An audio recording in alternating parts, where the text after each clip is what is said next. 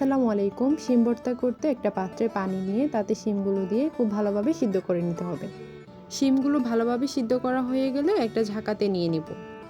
শিমগুলো ঠান্ডা হয়ে এলে শিমে থাকা পানিগুলো চেপে চেপে বের করে নিতে হবে। এগুলোকে ব্লেন্ড করে এতে দিয়ে দিব অল্প একটু লবণ, ধনে গুঁড়ো, হলুদ গুঁড়ো আর গরম মশলা গুঁড়ো।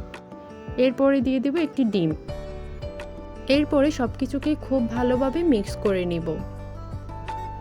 একটি প্যানে তেল গরম করে এতে দিয়ে দিব পেঁয়াজ কুচি, কাঁচামরিচ কুচি সবকিছু দিয়ে খুব ভালোভাবে নেড়ে ছেড়ে নিতে হবে।